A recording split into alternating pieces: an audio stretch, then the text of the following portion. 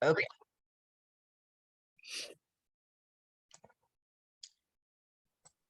And let me bring the.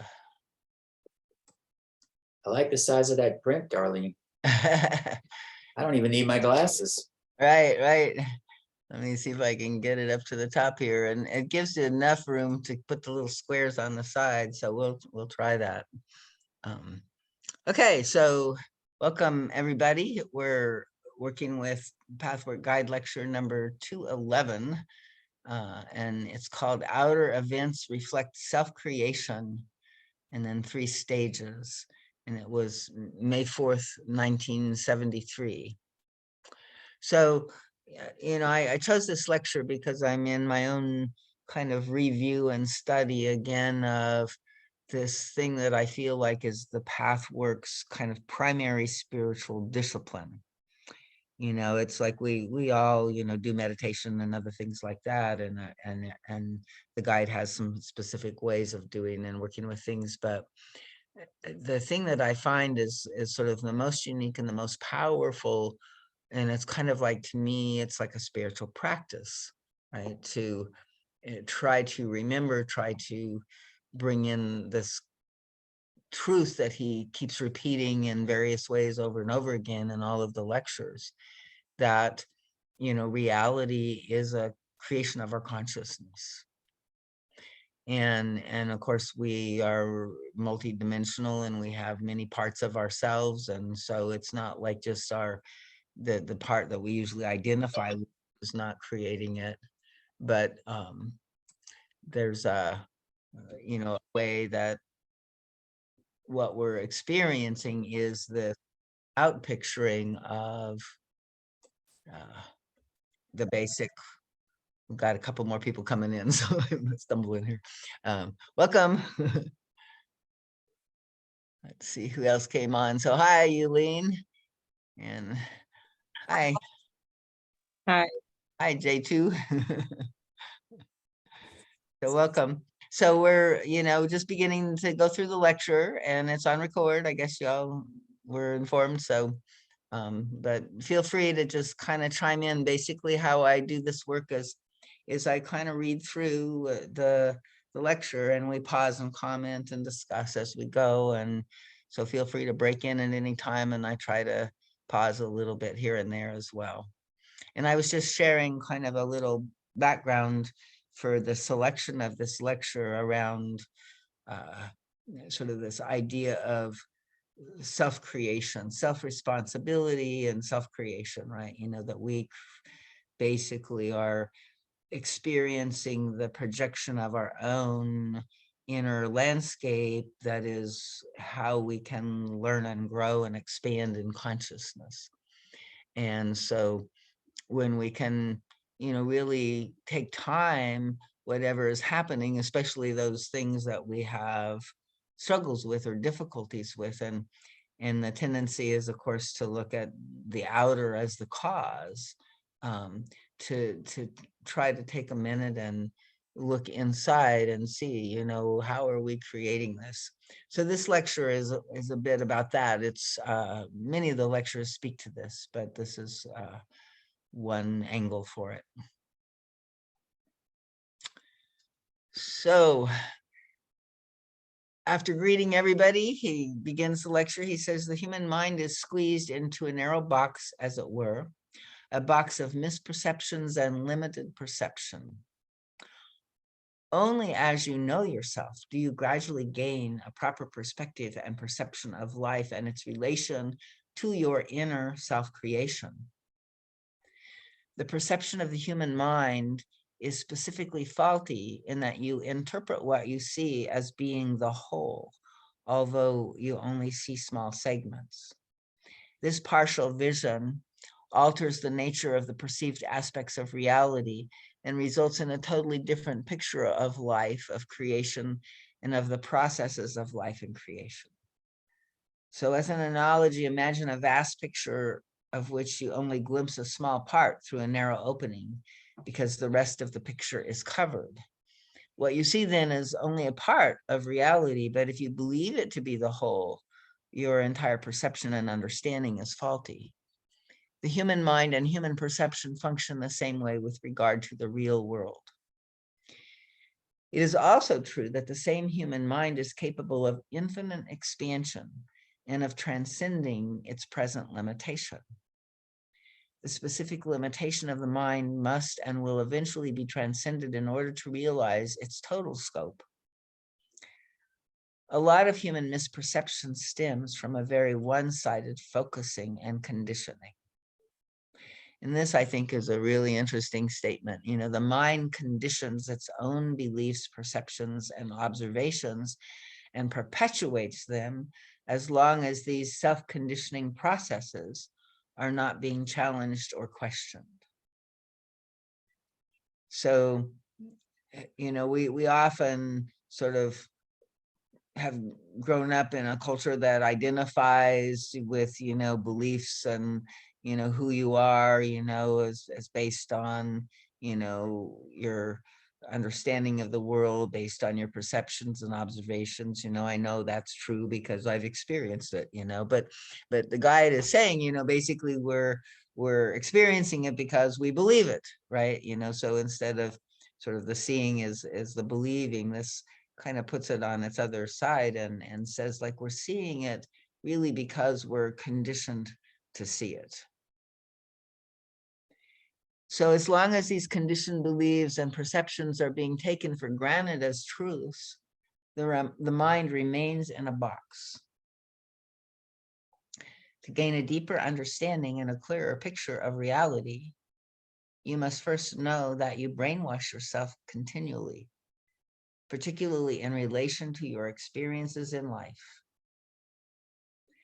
As long as the connection between inner reality and inner conditions or landscapes on the one hand, and the outer experience on the other is as tenuous as it is now in most human beings, the nature of life and the relationship between life and self are totally distorted. The box in which the mind finds itself becomes painfully narrow and limited. All perceptions are untrustworthy because of the main perception of life and self is off center. The illusion that outer life imposes experience on you is so widespread that the brainwashing is very difficult to stop. So, and in some ways, you know, it's like that's part of the brainwashing, is just this illusion, right? That outer life imposes experiences on us.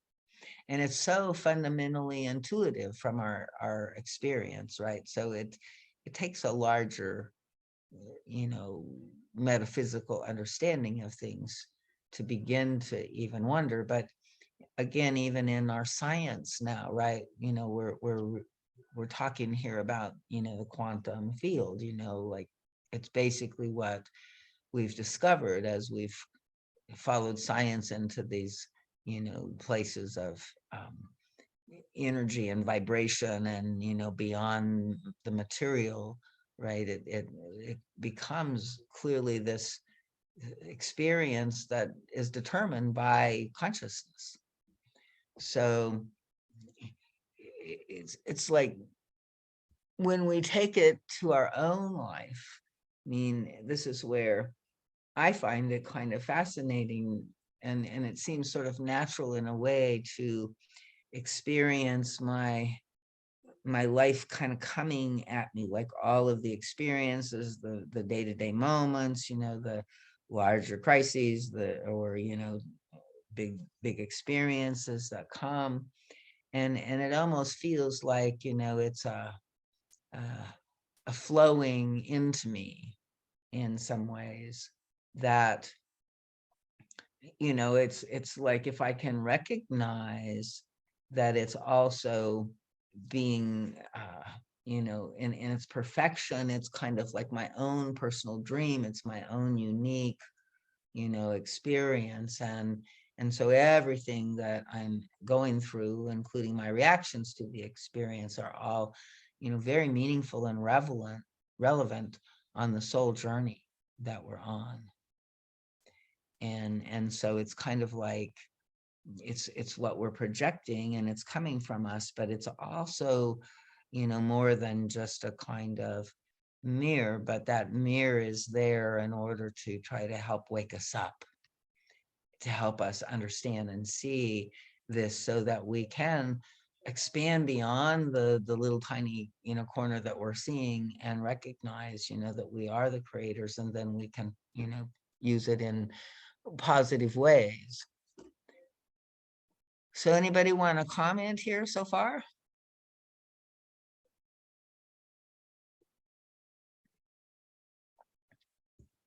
So we'll continue. So the illusion that outer life imposes experience on you is so widespread that the brainwashing is difficult to stop. In this lecture, I would like to discuss 3 basic stages in growth and development as seen from the point of view of your life experience. Like he's saying, consciousness is going to grow through these stages of understanding how outer events are, part of our own journey. So in the first stage, which is the furthest removed from actual reality, all events seem totally disconnected from you. And the world seems like a fixed place in which your personal experiences come to you as a result of pure chance, luck, or misfortune, or, along the curve of growing, right? Then you begin to sort of distinguish some events that you have created, maybe even through your efforts, right? You've brought something into being, or perhaps you realize, like, you spoke with a little edge in your voice, and so when somebody, kind of attacked you back, right, you recognized, oh, I think, I probably provoked that a little bit, right? And so you begin to see, in different ways, psychologically, and how we are kind of causing the results of our experiences. And yet, there's these larger outer events that really seem to have nothing to do with us, and we still can't see at this stage, how we could possibly create these. And he's talking about here, even in other lectures, he talks about mass events, and he says that, even in a collective mass event, each person is going to have their own unique experience of that. And very much how you go through that and experience that will depend more on your own state of consciousness and, what you're carrying, than, anything to do with the event per se. So is this making sense at all? Do you understand? Does anybody, I mean, maybe we haven't gotten deep enough into the lecture for it to kind of come together yet, but, he's really saying that everything we're experiencing is a creation, like a dream, like, like we know at night, the dreams we dream, right, are kind of from our own psyche. So it's sort of like looking at our daydreams in the same way, our everyday life is really, it's there are other people in there. It's a kind of co-creation, but even when you get down to it, you'll see, oh, they're living in another in another dream. That's their dream. I'm in my dream, and sometimes they interact. And in that, we're learning and growing as well. So Darlene, I have a question. Like, do you think the guide is like talking about like primal wounding sometimes, like when you're having an interaction with someone and I don't know, you're feeling like you're not enough, so they're looking like there's so much more, that it would be like your reaction to that person is really coming from your own personal inner belief system, Right. that is Exactly. making you think that it's like the other person thinks they're so much better than me, Right. but it's actually your own wounding that is being drawing you to pay attention, to say, oh, this is what this is my wounding. This is where I believe I'm not enough. Right. Nothing to do with the other Yeah, it's like person. you're looking through a lens and you're interpreting it through that lens, right? So Yeah. that's one thing he's saying. Yeah. Definitely. I think he's saying more than that, though. I think he's saying, that we are really creating the sun rising. We are really creating the whole planet. We are really creating the whole cosmos. We're all creating the wars. We're all it's like there's larger ultimate reality that we're all co-involved in, and what we experience as well in all of that, or, some of us right now are, living here in the United States with, relative compared to, many people security, and many other people are, you know, struggling more, and there's a lot more homeless here and stuff like that. And so, and yet, it's like where one of us is homeless, we're all co-creating and participating in homelessness. There's some way in which it's everything is part of our own reality. And then let's say, we have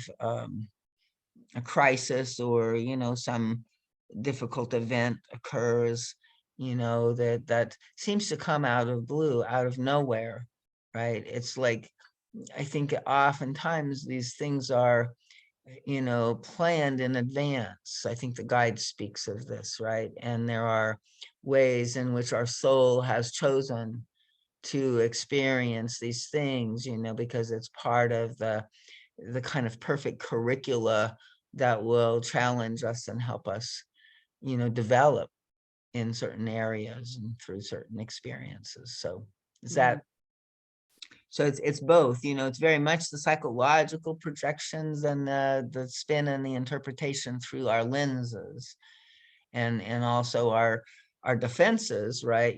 He talks about how they actually, create the other guy's defenses, which then confirms and proves our case, right? So there's lots of ways that we're actually doing this.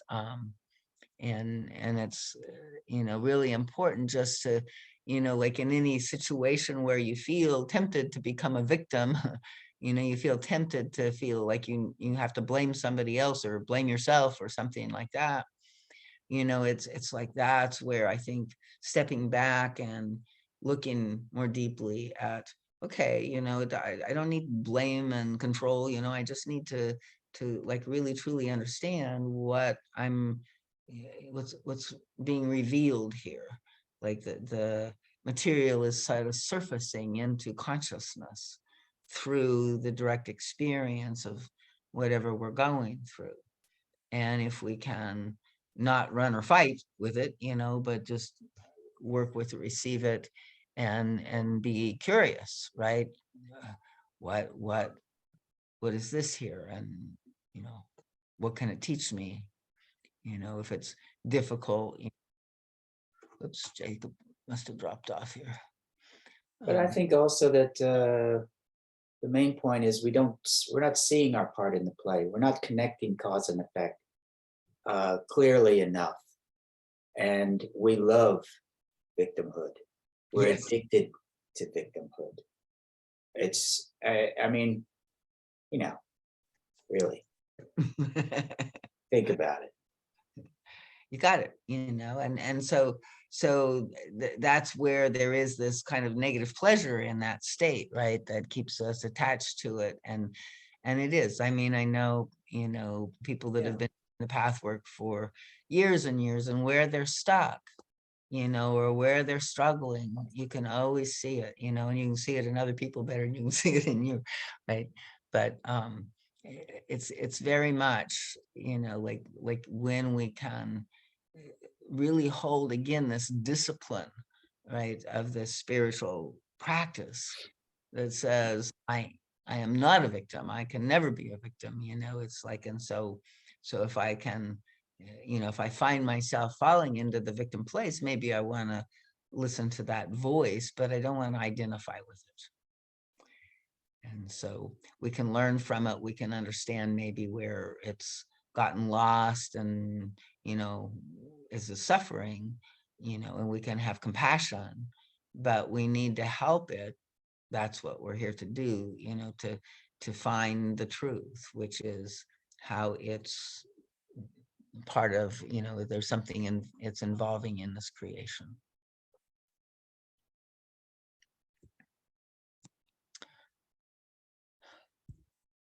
So, when such outer events disturb your state of happiness and peace, you are still very much removed from your center.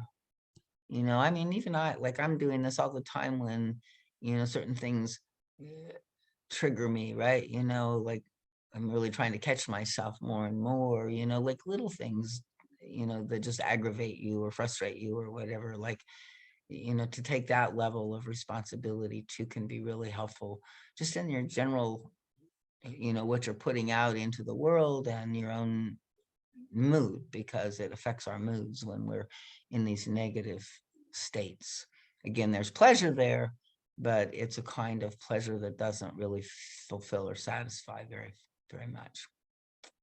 So the outer event seems remote from the inner state, and then it symbolically might reflect aspects of the inner self, um, which you're supposed to deal with, but have refused to pay attention to until now. And this ongoing refusal and self-imposed blindness remove you to such an extent from the point where you can become aware of self-creation that the results of your creation not only seem, but actually are removed from you. This is a very painful state because what happens to you appears undeserved, and then life becomes frightening and is apparently unpredictable character. And you truly seem to be a victim of circumstances beyond your sphere of influence. This impression causes a great deal of fear and distrust of life. It also perpetuates the greatest human hoax, the conclusion that human beings are victims.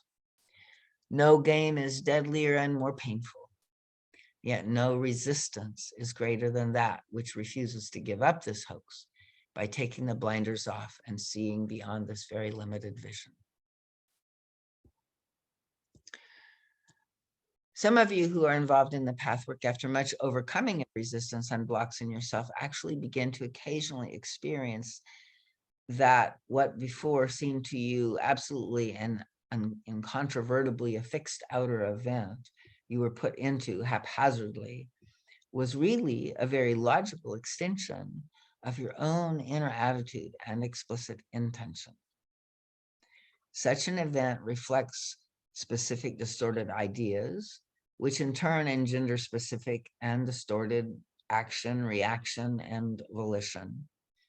And when this connecting bridge is established, an entirely different worldview comes into being. So like, we would think that getting, all of these pieces, would make it difficult, but by little by little, the false focus shifts and one's vision of life moves into a clearer perspective.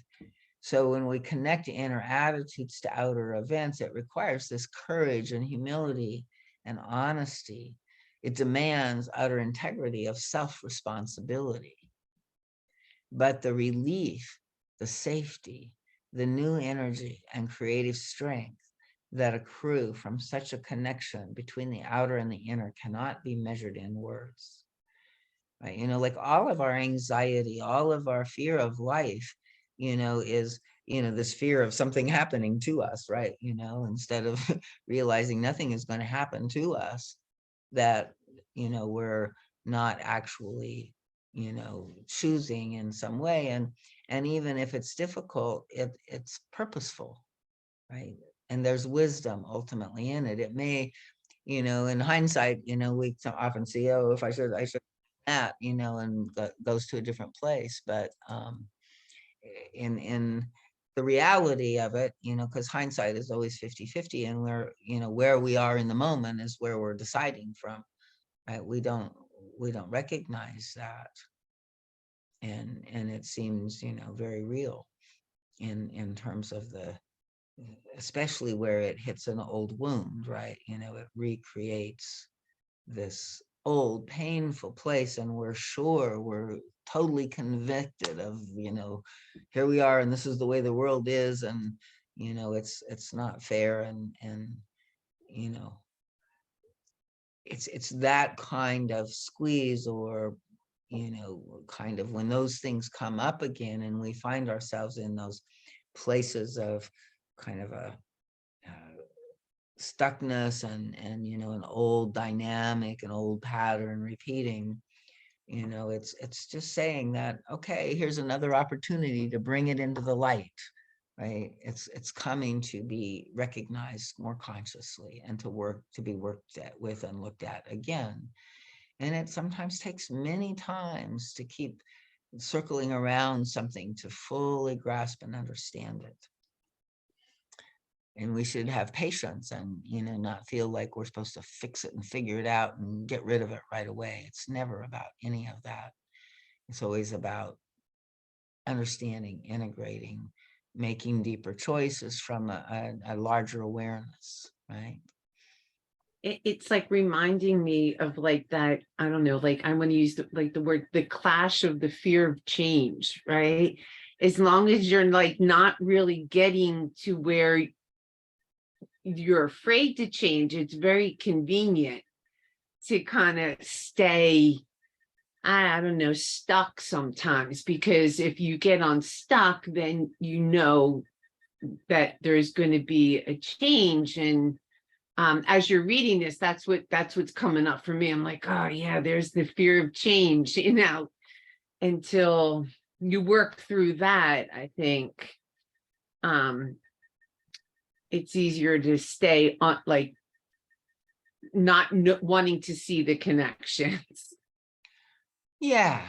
Yeah. And yet, you know, what he's saying is, you know, like if we can realize that you know, that the connections would actually remove some of that fear from us, you know, Yeah. because but you're right, you know, it's like and there's this way that we think, well, we have fear of change, so we should just stop being afraid or something like that. And Mm, I don't know if it ever works like that, right? You know, it's like, mm, so we recognize our fears, and then it's almost like we have to have courage, and we have to have hope, and we have to kind of do our best to take those fears by the hand and kind of walk forward with this kind of like attitude of, you know, well, you know, let's give our best and trust and see, you know, wait and see what happens, instead of going into our old structured belief system, you know, oh, this means, right? mm, It's like, if we can hold in a band, like we know that we're projecting through these belief structures, right? You know, so if we can recognize, oh, I got, you know, that's a belief, you know, so maybe I can just hold that belief like in this category of belief, saying, okay, possible, but I don't know, right? I don't know for sure. It's kind of like cracking the cosmic egg of self-creation. And when we can let go of our conviction about how things are or what they mean, or, you know, what's really happening, and just kind of get really present in the present moment, feel and hold our own feelings, you know, which are part of the present moment, and breathe, you know, and wait and kind of open long enough to see, well, what does the universe is the universe really up to here? What might come of this if I don't react in my usual way?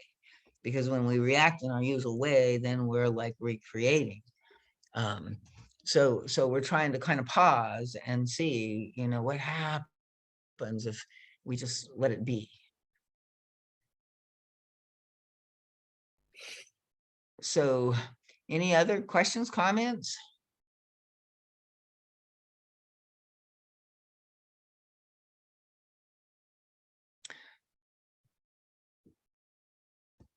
So again, you know, I don't know if it makes sense, but you know, when we kind of have this idea that what happens to us isn't just random chaos, but somehow, you know, everything that we've encountered in this life journey of ours, you know, is part of this school and part of our choices and the consequences of our choices. But it's not about blame or shame or bad or wrong, right? It's about, you know, a very deep immersive learning process in this material realm. And as we can recognize how, you know, it does follow laws, and, you know, it is, you know, even the difficult times are useful for us often, you know, like that's where a lot of times the most growth comes from, right? That we begin to trust this third person God, this flowing of the universe through our life and, into our experience. Um, and allow that to be a reflection of our own consciousness, so that we can work with that, but also to recognize it's benign in nature, it's loving in nature, it's like it's holding us and it's wanting us to succeed. It's not punishing us or tripping us up or anything like that. It's like it's a and when we can begin to also sense that in this unfolding, and sense the presence and the support and the love of that which might be larger, maybe it is our ultimate self, but it's like larger than this little person here incarnated on earth, that helps as well. Like we feel supported by spirit in various ways.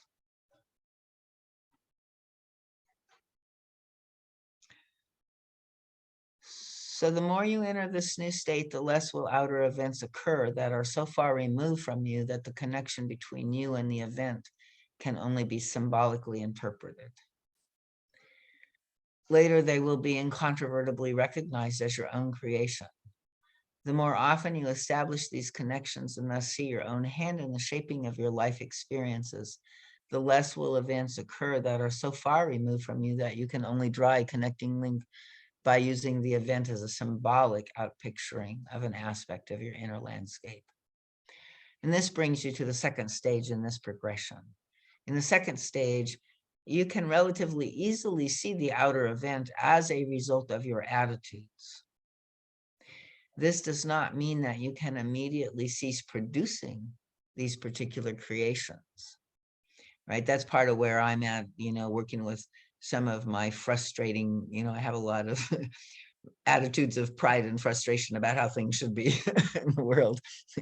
And lately they've been much more fallen down than usual. So I'm realizing more and more clearly that, it's like, okay, this is something like I can suffer as a result of this attitude of mine, or I can surrender and be with things as they are and see if I can bring something positive to it instead of something negative, right?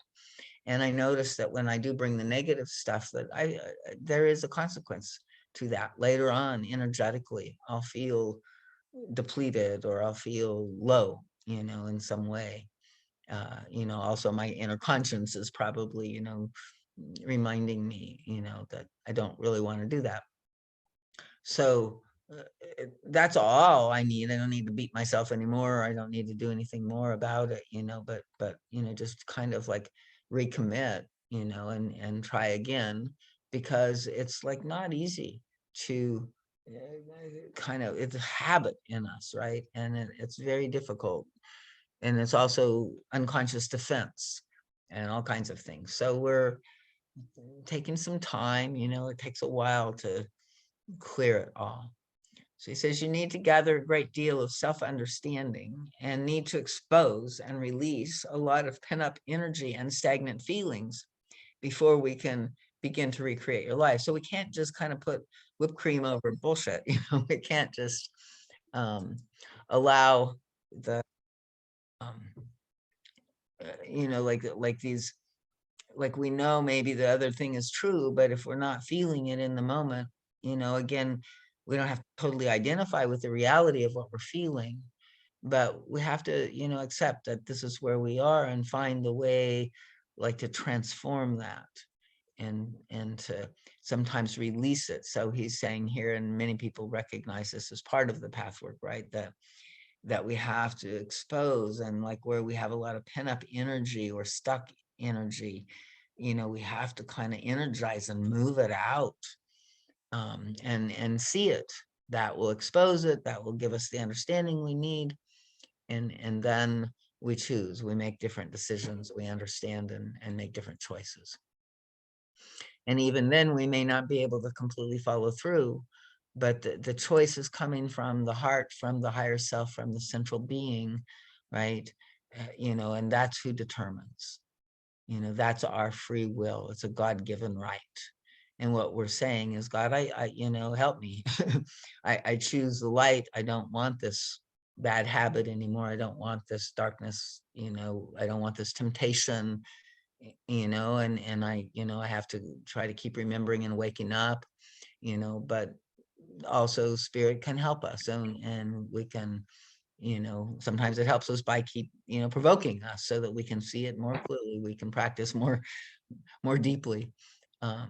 But over time, then, you know, that's how we embody it. We like bring it fully into every cell and DNA in our system, right?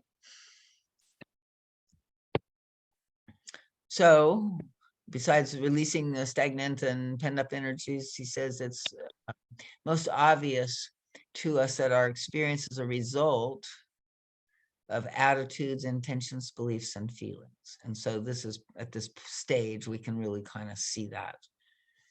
And that helps us. And you can see how this or that experience is a specific result of commensurate desires, defense mechanisms, destructive actions, negative behavior patterns, and so on. So we begin to really, you know, understand sort of all of the connections. Needless to say that it is in this stage, it is impossible to feel quite so helpless, anxious, afraid, victimized, and hopeless. Even if the personality still doubts at this point in its own capacity to change these specific attitudes and patterns, because a still deeper level of negative intentionality, like this is where sometimes we have to go all the way down. There's some place that's holding on for various reasons, you know, doesn't want to change. And that has to be completely uncovered. And at least though, you know, even though we can't make that connection or that change, the world doesn't appear to be such a chaotic place because we recognize some of the cause and effect. And then in the third stage of this progression, your attitudes, actions, intentions, and feelings have become sufficiently purified, realistic, and productive for you to now create a mostly positive life experience. And I think this includes, you know, health, you know, it's wellness in general, right? You know, and because we understand all of these levels are involved. And outer events fall more and more into place. As I discussed in the last lecture, you are moving into a new self-generated process of positive creation and experience. But in this stage, you are not yet completely purified. So your mind is now much more aware of its own pitfalls and is capable of quickly penetrating the veil of illusion. However, some clouds still remain, and, you know, areas where we still get lost, you know, and occasionally suffer from our own fluctuating moods, which seem to come and go without any outer reason. And yet we can no longer deceive ourselves that someone or something else inflicting suffering on us. We know it comes from our inner moods. Of course, sometimes you may say that your dark mood is a result of so-and-so having done this and that to you, and this may well be true. But then such an occasion does not belong in the third stage. It belongs to either stage 1 or 2, depending on your vision of it. Stage 3 means that you already know your mood is not caused by any outside factor, but simply occurs in you without outer provocation or reason. This is a tricky one a little bit because it always seems to be, you know, completely, or we're most aware of it when, you know, there is outer provocation. But if we sit a lot with ourselves, we begin to notice moods kind of come and go, and they don't really seem to have an outer provocation, or don't have to. And I would say even if they do, that there's a kind of telepathic communication that has happened, you know, before, so that, you know, your mood has actually magnetized the outer provocation to you. So it's a way that, again, if we take complete self-responsibility, we would at least look deeply for how that might be happening. So it is as though a cloud has come over the sun and you do not yet know why, but you do. Sterling, can I jump in? Do you mind? Sure, go ahead, Jacob. I sometimes can't click mute quick enough. I find that can be a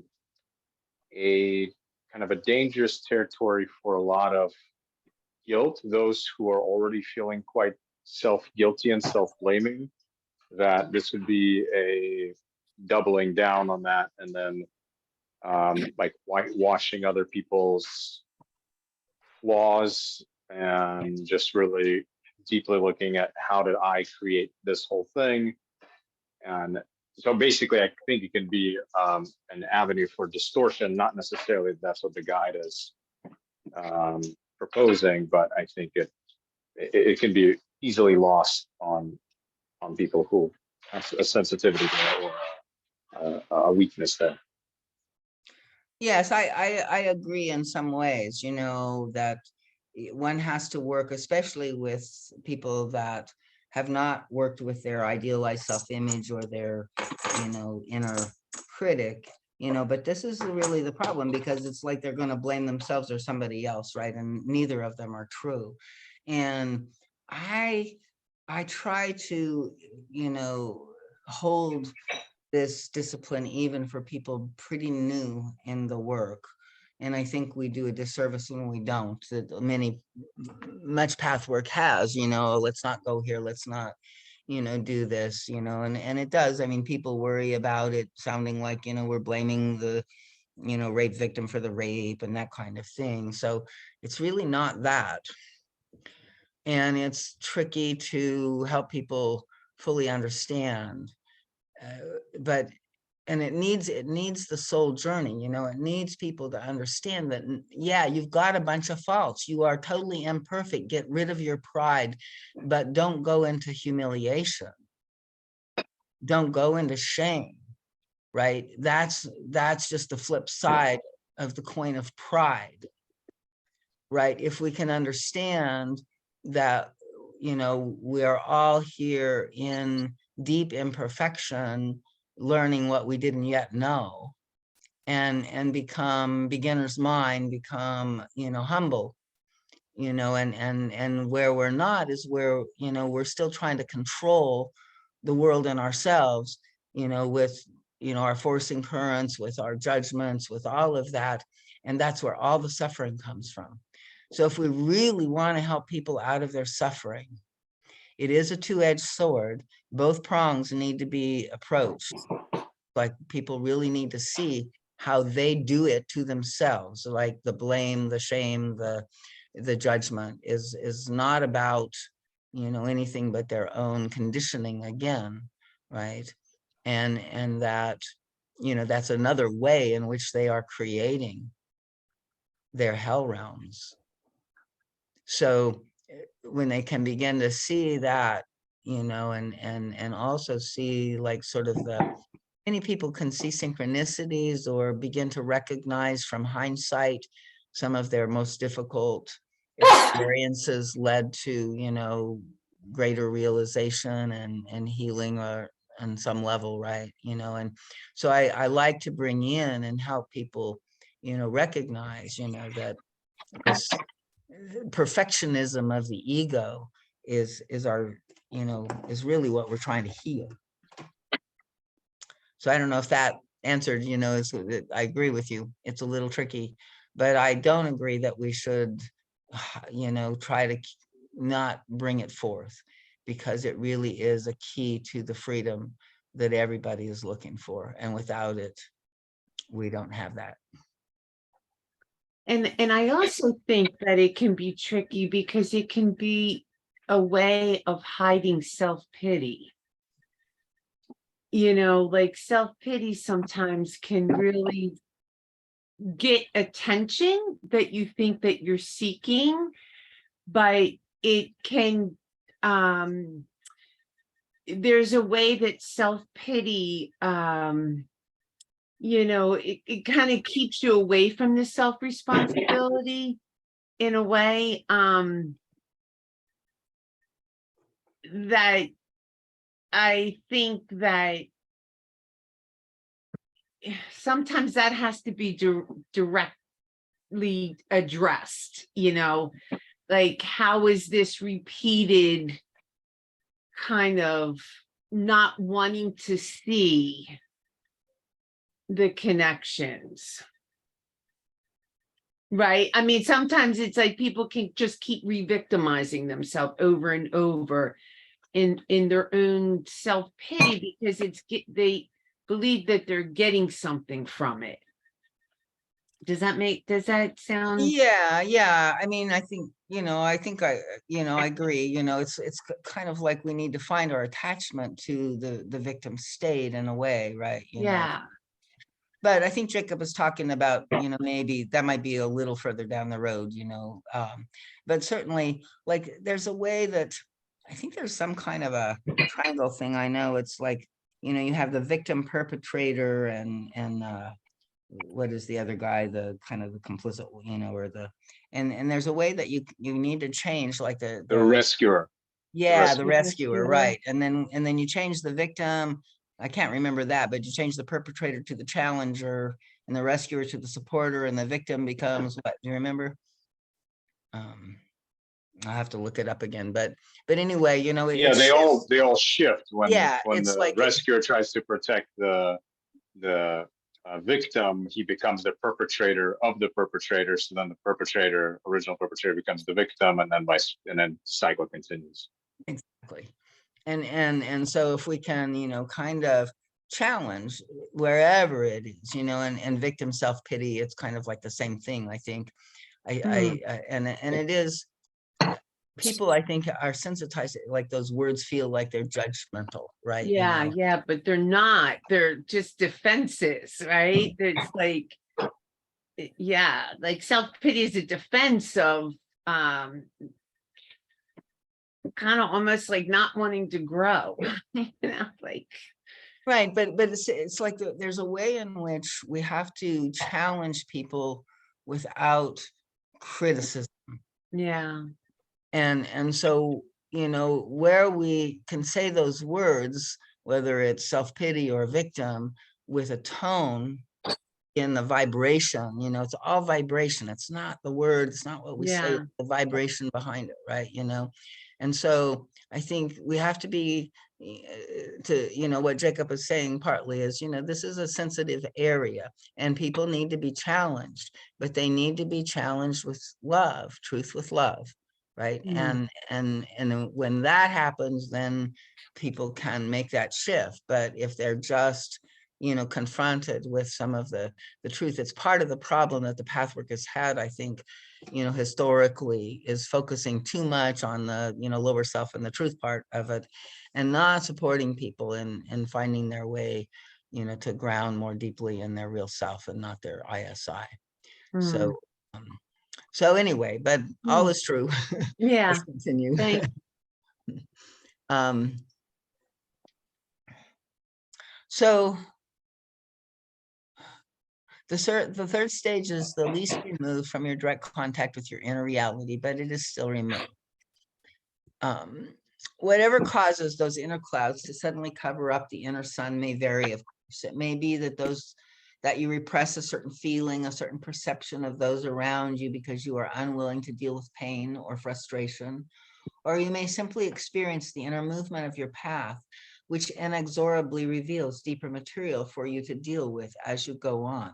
And this is so important. People think, here I am again with the guide is saying, no, you're not back in the same place. You're deeper into maybe the similar material, but you're deeper in. It's like, and oftentimes there's, new levels that are being released and coming up. We can't dump it all at once. It's maybe lifetimes of this pattern. Right. So those moods are signposts for us, enabling us to pay attention to something in us that would otherwise never become known, this mind. So like we need the crises or the difficulties or the challenges or the confrontations and all of that to, the imperfections to, bring the light to these areas within us. When I speak of inner reality in this context, I do not merely refer to a psychological or emotional state. The inner reality is the wide, vast universe. So this is part of what I was saying in the beginning that we're not quite taking in. It's like it's all within us. The inner reality is the wide, vast universe, and you as personality stand on the borderline between this wide, vast, endless, infinite inner space of creation, in which every conceivable state of consciousness, expression, and condition exists. And on the other side of the outer void, that has to be filled with consciousness and light, with love and light, life. So, we're standing, on the, like, between like this infinite possibility of existence, and the void. And it's through us that the void is filled, and it's filled with what's in us, right? And so where we've gotten lost and disconnected, maybe it gets filled with our fears and our defenses and our lower selves and that kind of thing. But Darlene, yeah. can you put Jasmine on mute? I think she's banging around in her Okay, sorry. making noises. Thank you. Oh my God, I'm so sorry. Okay, you got it? Because it's easier for you to do it than me, I think, at this point. Okay, I think we got it. So, so our material body is the boundary, the border state, and the consciousness behind the body is the carrying agent, whose task it is to bring one's inner reality into a void. And the only difficulty is that those in the border state often forget that the inner reality is the real world, or even that there is such an inner world. The darkness of the limited mind makes it almost impossible to conceive of an actual world existing within or through you that leads to infinite spaces.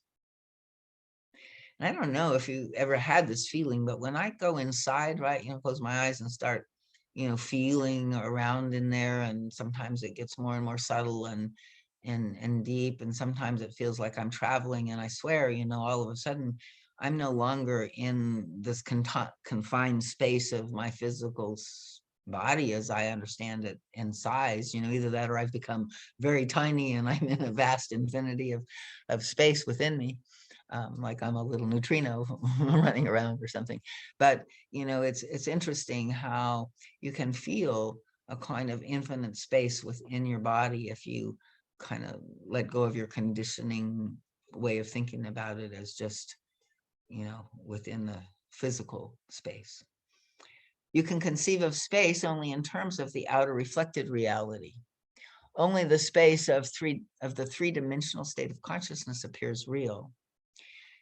Yet even your physicists know today that the relationship of time and space movement is of an infinite variety, and therefore the time-space movement continuum of your world, your state of consciousness, is relative and only one of many possibilities, rather than a fixed, exclusive reality applicable to all inner states.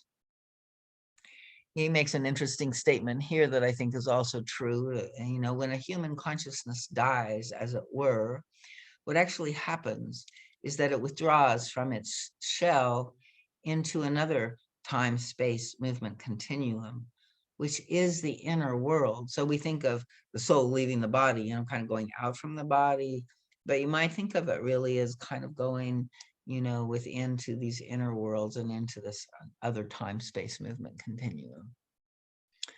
Just as time, space, and the relationship of movement to time and space within your specific space reality are results of a corresponding state of consciousness, so are landscapes, objects, conditions, natural laws, the atmosphere, the climate, isn't that interesting, right? Also results of specific states of consciousness. Your inner world is thus a total product of your overall state of consciousness. In this inner world, you connect with others whose overall state of consciousness approximates your own, so that you share a commonly created sphere of temporary reality. This same rule applies, of course, to this Earth sphere, with the only difference that the inner states are externalized on Earth in a way that is more difficult to discern. You also know that your own consciousness is not just one unified state, right? And so, this is where, like, it's like the inner splits within us, I can really see how clearly those get projected out into the world from us, right? So we have many beings, we have, many aspects of consciousness, and that's really what we're trying to do, is integrate all of that and unify it and align the vibrational, like the negative vibrations, lift them up so that they can, vibrate in a unified field and in a coherent field, right? And so you consist of many aspects of consciousness, which may often be in total disagreement among themselves, and whose state of development may vary widely. So we have many different states of development within us. When the real, yeah. Do you think by any chance the guide is insinuating that the collective state of consciousness of the human beings could actually have an effect on the weather of the planet? Do you think Absolutely. is he really pointing towards that in the few previous lines there? Yeah, no, I think that's exactly what he's saying. I Wow. think all of those things he's saying, but I think that was interesting. Yeah. So where was that? Yeah, here it is. So are the landscapes, right? The mountains. I traveled out west, like, how did I do that? Right. It's like, I was on this journey, from here to, and so everything that I traversed in some way was like within me, is what he's saying. And also, I think, very much, I've often felt this is true, that the climate and even the weather patterns are connected with our states of consciousness. Wow. In our inner atmosphere is very important always to register, not, and of course there's the outer atmosphere, the vibration, like what kind of space we're living in, and the general climate, of the human spaces that we're involved with, right? So all of that is part of, I think, what we can learn to tune into and read and listen to, it's part of like the larger collective flow. And maybe we can help harmonize even that, and again, the guide is saying, as we harmonize our inner conflicts and all of our splits and that kind of thing, right, that, we're really doing it in the collective, and that creates a kind of psychic nuclear point of peace and harmony in the collective that, can help other people configure to that, right? Other consciousnesses can align and be inspired, to hold that state. So, and integrate themselves in a way, right? See the total truth of integration at some level. So in like a way, the more benevolent we become as a species, the more benevolent the planet becomes along with us, so to speak. Yeah. Yeah. The more malevolent we are. Right. Right. And in some ways, I think, like even, like sometimes the guide kind of talks about, the plants and the other beings on the planet as less conscious, and everything, but that's not exactly my experience. I mean, maybe in certain forms, but, it's like there's Christ consciousness in all of nature, right? And in all of us. And so there's something about, the more that we can attune to nature and align in that state, right? That I think it's kind of like what they call, what is it? Some word, I can't think of it, but it's like a critical mass of consciousness, right? That can help, shift the larger collective too. Yeah, I can't help but think about the notion that that the resources, the natural resources of the planet are distributed by design, so that eventually they force population of the planet to work together to share the resources. And we're not doing that now. I mean, the Saudis right. have most of the oil, so they're like, well, that's our power. And some, other country may have most of whatever mineral that everybody else needs, and that's their power. And, so I just can't help but think about that concept that, if we could actually be one nation of the earth instead of all of these, I don't know how many nations we are at the moment. Right. 60, 70, 80, 120. I don't know how many nations we actually are, but if we were one nation sharing all the resources of the planet, then we would really, truly have a benevolent environment, wouldn't we? Yeah, well, and I think, in order to get there, we have to be that one nation within us, and have transcended sort of our own egoic, impulses and that sort of thing, and holding this, this space of total self-responsibility, because then there's no victim and there's no competition and there's no all of that, but I don't see how we get there without a complete and utter, transformation in consciousness first. But I think you're saying the same thing, Yeah, the reason I think I brought that up is because I was watching this video on YouTube about these monks in Tibet, and their basic ideology is that they're supposed to be of service to other human beings. That's the whole purpose of their lives. And there's more monks, I think, in Tibet than any place in the world. Seems like, I don't know, 1 out of 3 people in Tibet is a monk.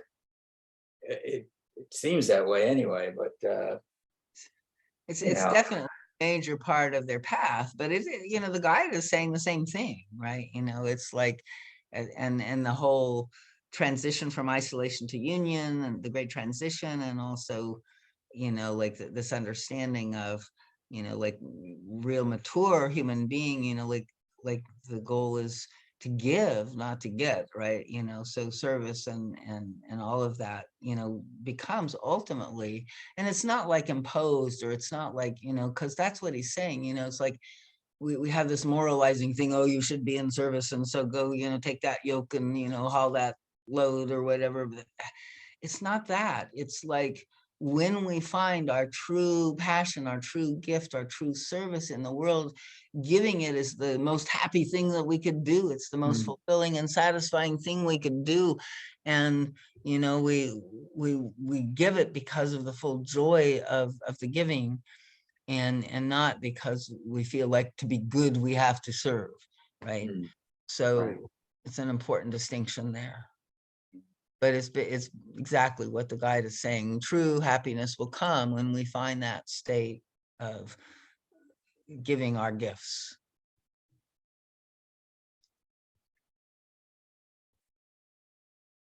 Let's see, where did we go? So your inner world, let's see, let me go. Just as space, time, and the relationship of movement to time and space. I think I read that one. Yeah, so your inner world is thus a total product of your overall state of consciousness. In this inner world, you connect with others whose overall state of consciousness approximates your own, so that you share a commonly created sphere of temporary reality. Also, you know that your own consciousness is not just one unified state. You consist of many aspects of consciousness, which may be in total disagreement among themselves, and whose state of development may vary widely.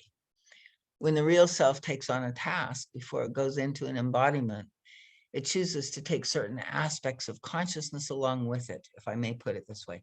I love this, right? If we could understand that this is really what it's about, then we wouldn't, have that whole thing about self-blame. We're really choosing to take on all of these aspects of consciousness, and on the path, you are helped to fulfill this task, which your real self understood, which is to bring unification between the disconnected aspects of your consciousness, and also to refine, re-educate, and purify these divergent aspects. Your ego, which is your active determining outer consciousness, can choose to seek an understanding of these connections or to evade it. Your ego consciousness is the borderline between the inner light world and the outer void. As I said, when the human mind becomes entangled in the partial reality of three-dimensional consciousness, it can easily forget the task, and only through a struggle can it be reawakened to the greater consciousness. I might also add here that human beings receive a great deal of spiritual guidance in the struggle, if only they are willing to perceive the help. Let's back up a little bit here. So, you know, when we go into embodiment, like who we are, that's the divine spark, the higher self, you know, the essential child of God, the Christ consciousness within us, right? And yet, as we incarnate, like around the earth sphere, you know, maybe, you know, I mean, like there are different aspects of personality and qualities and traits and, you know, stories and energies that have been trapped at lower vibrations, right? And they can't, because they don't vibrate at the vibration of God, they can't live in the presence of God, right? They can't be in happiness, in wholeness, in the place that's ultimately possible, because, you know, they're vibrating sort of in their reality and in their sphere. And so there's something about incarnating on this planet in this journey where there are many levels of consciousness and lots of things going on, where we bring these things in, and we bring them in, you know, walking our life with them through, you know, the higher self's guidance as best as we can, but also getting lost in them, right? Because we forget, and then we think that they're us, and we think that these problems that they bring to us are, you know, things that, you know, are our issues. We take it personally, so to speak, right? And we don't realize, no, we brought in this conflict, this confusion, this lower vibration, this mood, this atmosphere, this negative state. We brought it in because we are the light that can lift it. And that's our purpose, is to raise its vibration so that it can go to the light. So we're all here, every one of us, in service of the light. And sometimes, you know, we choose wrong and we end up, you know, following the darkness for a while. But eventually, it's all going to get converted back into the light through the efforts of our own divine being. And so when we bring in these aspects, you know, of to unify, you know, we have to embrace them, and that's the first difficulty, because we get lost in them, and then we get into this battle with them because we think that they're the problem. Right? We have to fix the problem or make it go away or something, right? You know, and so then we're in this constant battle with these disconnected aspects of our consciousness, and that, you know, continues until it kind of takes us to our knees in some ways, because we can't resolve it, we can't figure it out that way. And then oftentimes we, you know, have to open up to another possibility, maybe, you know, or, you know, find a path that takes us deeper into where we can work with these. But if we can understand that all of our pain bodies, all of our places where we're split and we're in conflict internally, you know, it's like, that's just part of our mission. It's part of what we came here to do. And to wake up our higher self so that we can work with these lower aspects of consciousness that are with us. They're within us, but they're not really us. And when we can do that, you know, there's no shame, there's no blame, there's no judgment, there's no, you know, we're here giving our best and doing the work that we came to do. Does that make sense?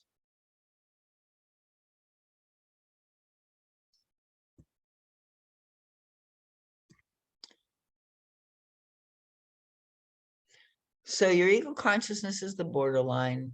As I said, when the human mind becomes entangled in the partial reality of three-dimensional consciousness, it forgets the task, and through a struggle is awakened And so like we have to get lost, and then the further away we go from the light, the more pain we're in, the more that the pain brings us to seek the light, right?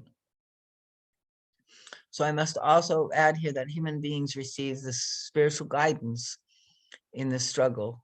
And this is where it really helps if we can, feel ourselves worthy and understand that this is who we are. We're not the messed up child consciousness, we're the divine consciousness, and that we're worthy of receiving the guidance and the help. And when we take it on with full self-responsibility, it comes. Now we're not praying, do it for me, or get rid of this, or save me. We're saying, help me learn and grow and do my mission and integrate all of these parts back into the whole. So when the disconnected mind forgets the greater truth of being, the conscious ego self temporarily identifies with the aspects needing re-education and purification. It then loses a sense of its real identity. This extremely painful state comes about when pride, self-will, and fear are allowed to rule the consciousness. The moment you have exposed, owned, and realistically evaluated those negative aspects you had exclusively identified with and therefore struggled against seeing, this shameful isolation ceases, and the aspects are seen exactly for what they are, simply aspects of the total self. And not only the total yourself, but the total human self, or the total self. And so we're serving by carrying some aspects of human darkness into the light. It is therefore extremely important in your pathwork that you explore yourself and stop hiding the negative part of yourself. For the more you hide it, the more you lose yourself in it, and the greater the desperation of the illusion becomes. Only when you take the courage and adopt the humility to again and again acknowledge and expose the negative parts of yourself does the miracle occur. You will then no longer secretly identify with those parts of you which you wish to hide. Paradoxical as this may seem at first glance, the more you expose your destructive part, the more you know of your true creative self. The more you expose the ugliness, the more you know your beauty. The more you expose your hatred and all its derivatives, the more you know of your already existing state of love that can then shine through. Just imagine, my friends, the incredibly painful predicament you put yourself in when you hide that which you are most ashamed and afraid of.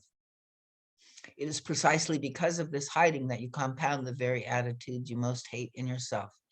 You make them infinitely worse through the concealment, and then become more and more convinced on deeper levels of your consciousness that they constitute your real being.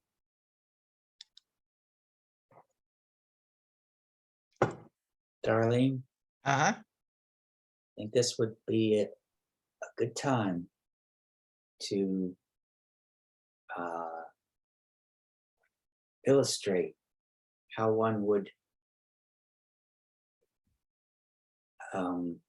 reveal oneself.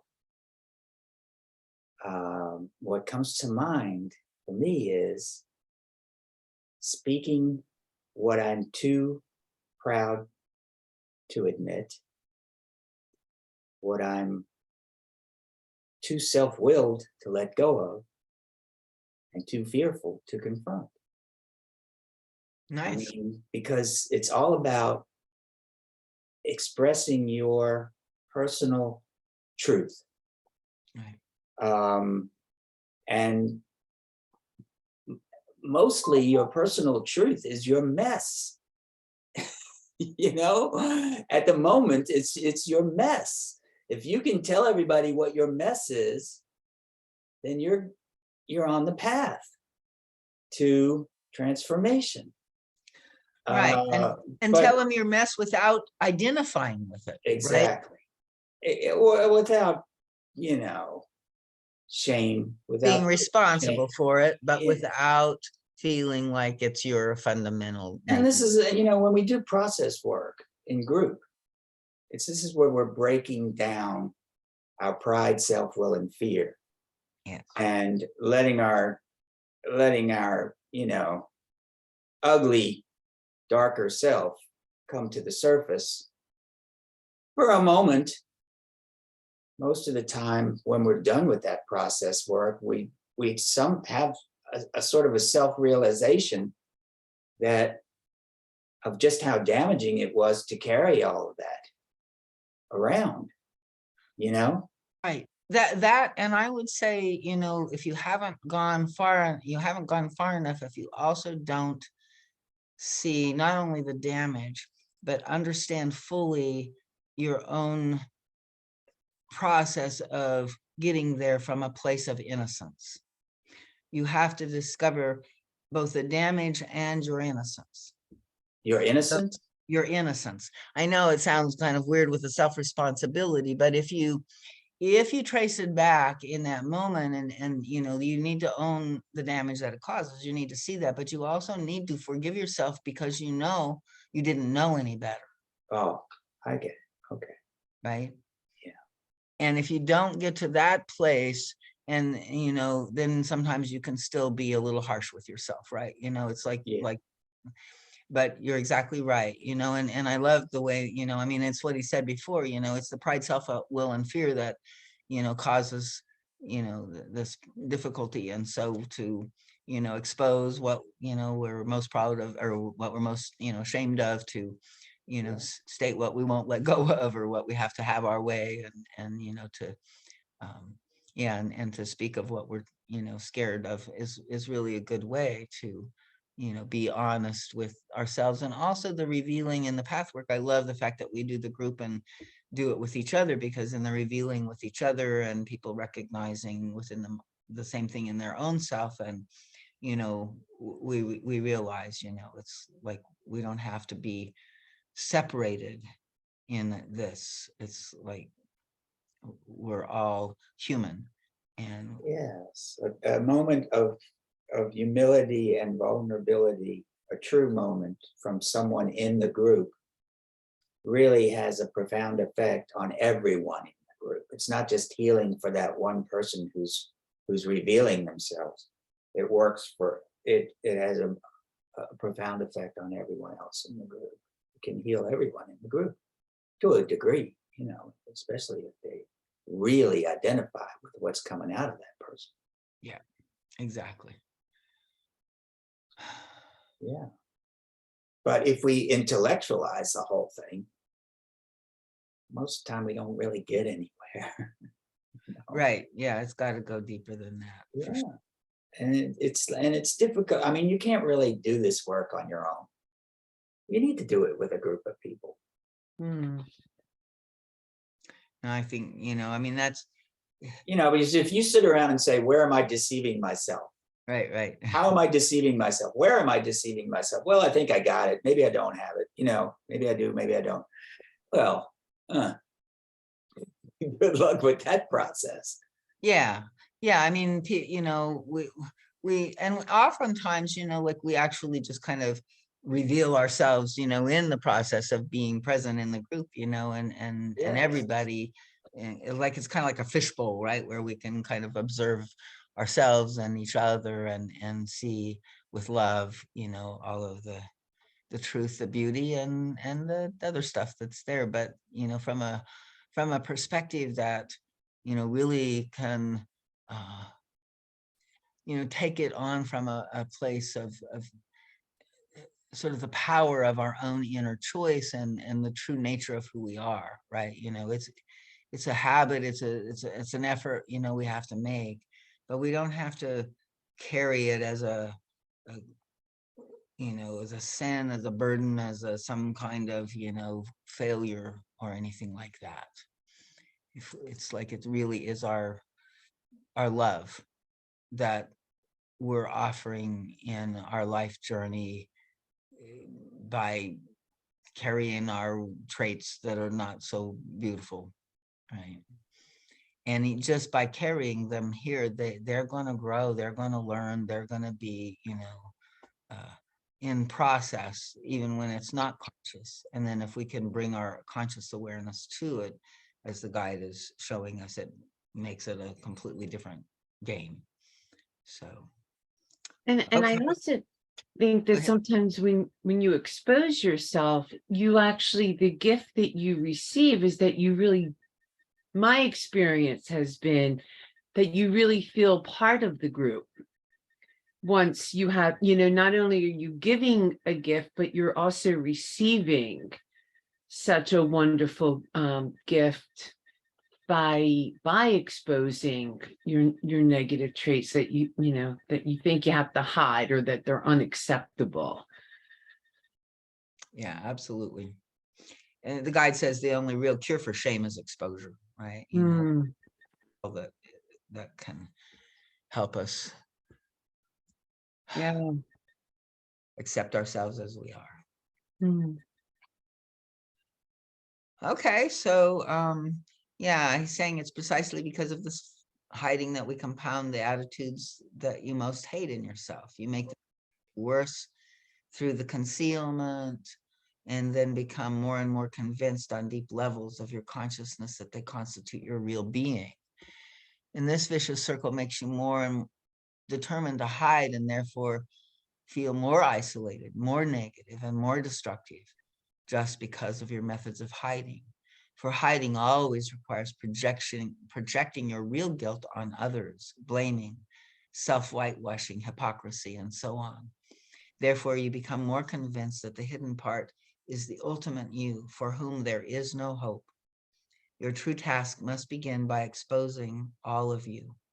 I have said it so many times because there's just no way around this aspect of spiritual development. All the seekers of spiritual growth who avoid this delude themselves and must at one time or another encounter a rude and painful awakening. You must go through this process. You must expose all parts. Yet such an exposure also brings in its wake the awareness that the worst opinion of yourself is never justified, no matter how ugly the traits and attitudes may be that you have hidden. They are never justified because these parts are only isolated aspects of the total consciousness of which your real self is taken charge of. So remember who you are, right? It's not all of you, and who you really are, has chosen to be involved with these parts for your edification as well as the healing of those states of consciousness and suffering. So as you go through these steps, you become aware of your higher self, not as a theory or a philosophical premise, but as a stark reality right here and now. You experience yourself as the real entity you are, have always been, and will always be, no matter what the isolated aspects of consciousness fabricate in the way of delusion and folly. You really do. You can laugh at yourself. You watch yourself do these crazy things, and then instead of feeling shame, blame, and like you just kind of shrug and laugh. So it's a whole lot better. And it doesn't reduce the capacity of the responsibility. It actually helps you be able to transform them. So in the process, you learn about your inner reality and all its various aspects and levels of consciousness. You see the outer event in relation to your inner landscape. It's always important, to make those connections. The inner landscape is then no longer some symbolic or colorful analogy. It is indeed stark reality.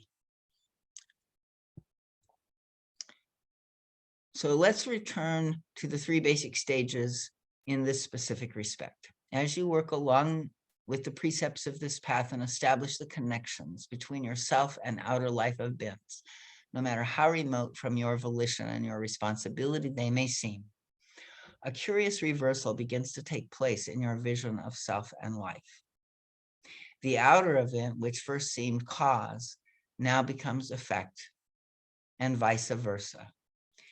What first seemed merely a symbolic analogy, namely the inner landscape, it's now a stark reality, while the outer events become symbolic representations of this inner condition. This new perception brings about a whole gamut of new reactions to life. A deep inner sense of security arises because now one's thoughts, desires, feelings, and attitudes are seen as the creative agents. Thus, thought, opinion, beliefs, feelings, attitudes are no longer handled irresponsibly on the delusory promise or premise that they do not count and are of no consequence. This new awareness brings with it a sense of your being a creator in the scheme of things. So this can be where, you could get afraid of your own thoughts or, all of that. So, it's kind of like we have to also accept, like our thoughts are creative and we may be in a state where we're creating something, not so pleasant or, difficulty down the road. But the guide says we just need to take, accept again, the fruits of our labor, the harvest of our, planting. And it's like, by not thinking it's going to be forever, but realizing, oh, it's something that, we naturally have to go through. It's a natural consequence of, what we created in the past, and not judge and be terrible with ourselves because of it, but accept and surrender to that aspect of, our self-creation without judgment, without blame. Then, that's the only cost that it has. We don't have to suffer. We just accept the consequences. And usually they lift the quicker we do that, the quicker they resolve, don't seem to carry a lot of difficulty. It's only when we're doing our own self mortification and self, crucifixion that we cause so much suffering. God is always much more merciful. So this new awareness brings with it the sense of being a creator. And if we don't resist going beyond the faulty limited logic of material consciousness in which life appears a given fixed thing into which we are put, we will experience the cohesiveness between outer events and your inner life. The peace, joy, security, and sense of oneness with all of life that are the inevitable result make former resistance against this state seem ludicrous. Yet human beings struggle against this awareness more than against anything else. Throughout history, humanity has created different answers to explain away the results of inner creation in order to avoid taking responsibility for them. We refuse to relate outer events to our own inner state. You have such a strong stake in ignoring this truth and not putting it into practice. Yet nothing could be as liberating as this new approach to yourself and your life.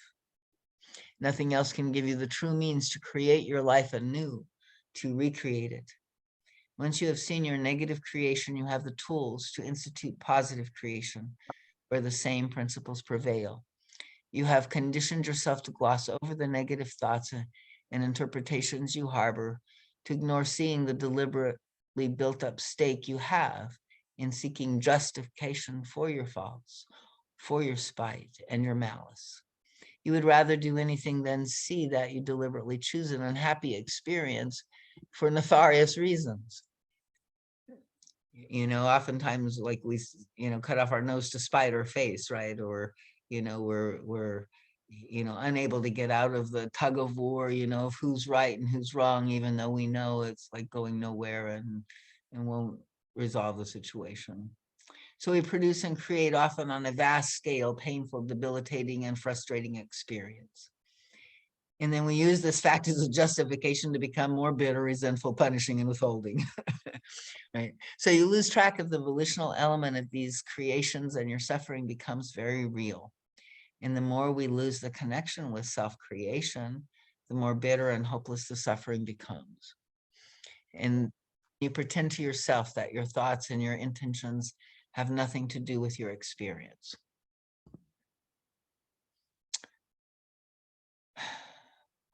So it's a long lecture. How are we doing? We're still hanging in there. We got still a half an hour. We usually go until about 9:30, but people are welcome to come and go as they need. So often the creative power of thoughts, intentions, or emotional attitudes is ignored because of the time interval between cause and effect. The childish mind sees effects of causes only in an immediate, obvious, apparently close-knit unit. The more mature mind can discern an effect removed from a causal agent. Where negative intentionality exists, the mind remains proportionately childish and blind, and its perceptions are commensurately limited. So when we've reached the second stage, we begin to recognize experiences as products of our attitudes.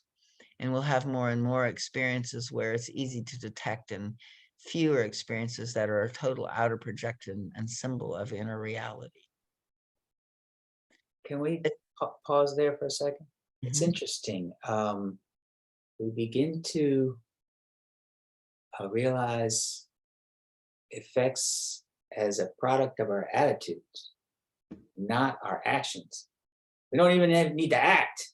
All we have to do is have an attitude. Absolutely. And that attitude is like communicated unconsciously between people. So like, when the he said, she said, or he hit me back first thing, it's like, Yes. it's always, like there's an unconscious energetic dynamic at play before the action comes into being. Absolutely.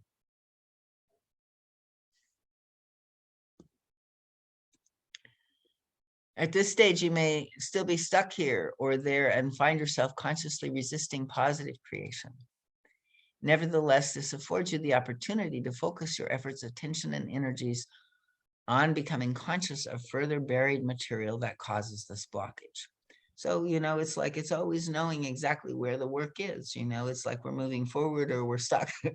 and where we are, wherever we are, if we can just be there, right? So where that blockage gets present, in one way or another in our awareness. And then if we can, pay attention to it and work with it, we can choose and direct our focus in a meaningful way. We can reverse the course of what is now a meaningful sequential chain: thought, created, intent, and action, or the lack of it. I advise all of you, my friends, to specifically commit yourselves to seeing your lives more and more in these terms. What is lacking, and how do you create it? How much are you willing to be in truth with yourself? All the way. That is the great question. Now, take the third stage in which you confront your moods. You all have been in situations. So now it's like attitudes and even moods, because the attitude turns into moods, it's energetics again. And again, atmospheres, and what is it? Climates, right? You all have been in situations when suddenly, without reason, a mood has changed from sunny to rainy. This may at first appear more frustrating than a case when you can pin this fluctuation on some outer reason. At the same time, it leads you more directly toward your nucleus. You can no longer blame it on others and thus escape from your truth. As long as other people can be used as scapegoats for your bleak moods, you are much further away from the truth than in the instant when nothing untoward has happened and yet your mood changed. This seemingly causeless change is so frustrating that you inwardly start rebelling and objecting. I know for me, like I used to, really want to be in certain states and moods, for certain events, like I'm going to teach or I'm going to a party, and so I would want my mood to be a certain way. And of course it never, it never was. And it would always just come for no reason, I could not figure it out. And I could not make it change. So,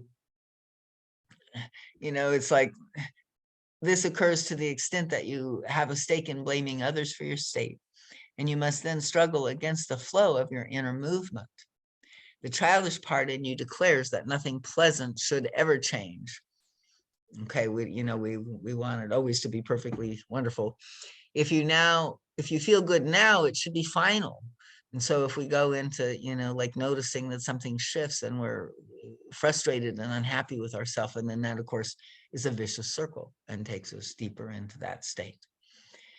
The demand of and belief in the finality of the present favorable mood also creates the other side of the coin. When we're in a difficult, depressed, and bleak mood, we despair because then Again, we must think this mood is also final. You do not allow yourself to connect with the inner movement of the flow. If you learn to listen into and follow the inner life stream in a very focused and attentive way, and this is really what I'm doing a lot, in my practice now, is really working to follow and find and follow that inner life stream. Using your finest inner perceptions, you cannot fail to perceive that within you there is constant movement. The analogy often used in dreams as well as in other symbolic language is that one's sojourn in a human body is a journey. This analogy has often been made throughout spiritual history. It reveals a profound truth. The inner path is in constant movement through the stages of soul matter that have to be traversed. This journey is indeed not just a word, it is a constant flowing movement. And so is your own personal path. It is a movement. It carries you through your landscapes. It carries you through the landscape of your higher self, which is beautiful and brilliant.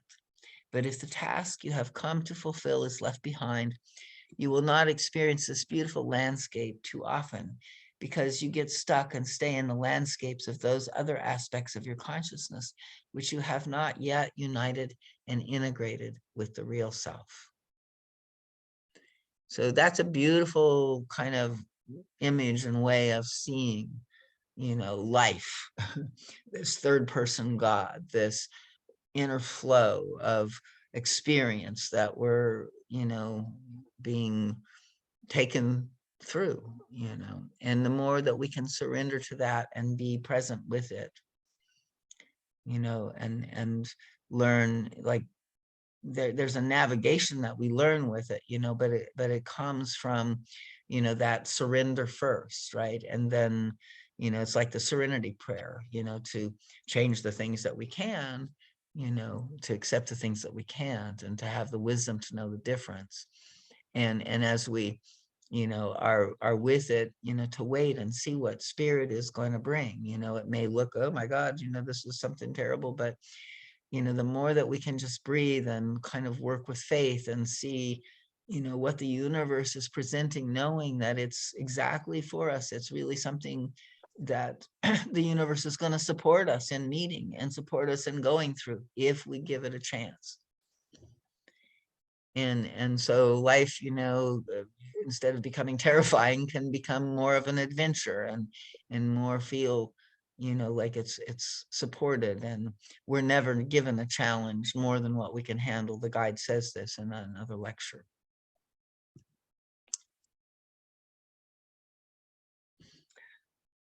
So he's talking about, again, withdrawing after a lifetime into an inner universe. He says, what happens to the various aspects of our personality if we have not yet united and integrated them with the real self? If we've not integrated, they can ascend with the real self, to whatever states, of development that we've reached. But the ones that we haven't worked with, and that's part of what we've got now, is we're working with things that we, didn't complete in another lifetime, maybe, or somebody didn't. And so they're still here, in this level. We actually, on the other side, we live in them alternatively. And the aspects that you have not succeeded in unifying with the higher self remain separated fragments in their own self-created worlds, which is what we're doing here. All of those aspects remain separated fragments in their own self-created worlds. You can begin to really perceive that if you start, kind of separating out of your pain body identification and seeing, oh, it's a sphere of consciousness. It's a, it's lost in separation in some way. To me, Darlene, that is like the greatest fear of death. That I would, my life would be ended in fragmentation. Because when I am connected to spirit and connected to my real self, I have no fear of death. It's when I think that death would be that fragmented self there's, you know, that fragmented parts of my consciousness. Yeah, Yeah, I mean, I understand, I don't know. I mean, I think probably the part that you identify with, which by then hopefully is your higher self, right? But yes, that there will be aspects maybe that you didn't complete. And yeah, we've done this many times before, we didn't complete unifying everything that we brought in. I mean, the guide says we come in with a big agenda, lots of expectation that we hardly complete, all of it. We hardly ever do. In fact, most of the time we go backwards, right? So we're gonna have some fragmented pieces possibly, yeah. and I think we just pick them up again. Yeah, Right. or like, like I noticed like with Pathwork, some days I think I might have said this before, I will be meditating or whatever, and I'll journey back into my life, and I just can't even believe the person that I once was, how unconscious I was. Just sometimes I'm like, oh, this is what Pathwork has done for me, has moved me more into the truth, for sure. Yeah, and that those parts that you're seeing, in hindsight that were unconscious, they've already been, many of them, I'm suspecting, integrated, right? Yeah, So yeah. so yeah, so you've done that, and probably a lot of them, hopefully we will integrate, right? But I don't know. I think again, it's where we identify as well, Mm, right? yeah, So as yeah. long as you can know who you are, that then we can still carry and love all of those parts. Like when you look back in your past and you think, oh my God, how terrible was I, and gag or whatever, that's not integrated, Yeah, yeah, yeah. right? I understand. And that's the heart. Words sometimes don't really, there's so much power in words. But I think that is ultimately one of the hardest lessons, to learn to love all aspects, right? Like, it sounds so cliche, but It's the it's requirement, and it's really key. hard. Yeah, It's the key, it's the absolute key to unlock the door. Jamie, exactly. I predict that your soul will be less fragmented in its next journey into the spirit world. Okay, I'll take that. I will. I'm hoping that to be true. Yeah. Good night, Yulene. Good night. Good night.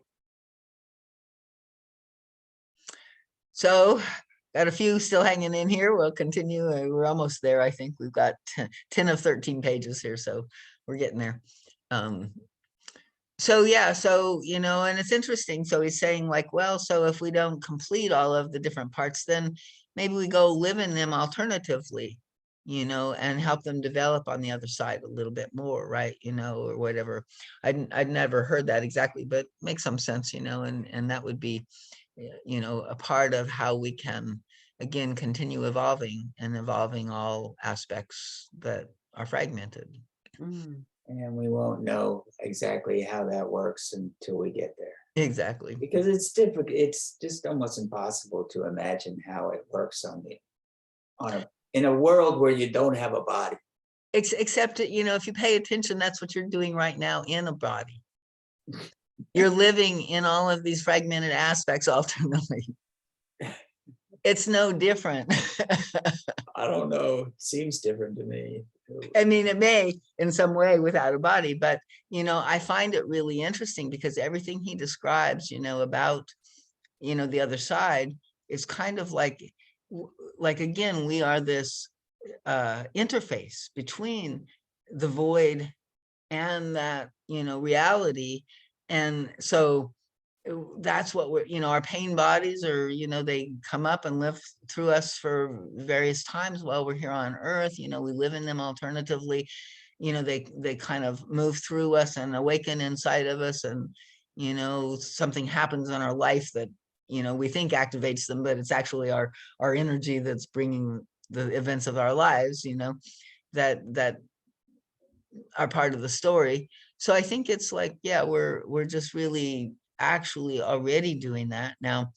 How it would be outside of a kind of a unit, like a self that we have like that. I'm sure we have a perispirit and a sense of self, on the other side, perhaps, is what, a lot of people have spoken of. So maybe it's with the perispirit that happens. But it makes sense to me, just because it's like what we're doing now, right? It's not that much different anywhere.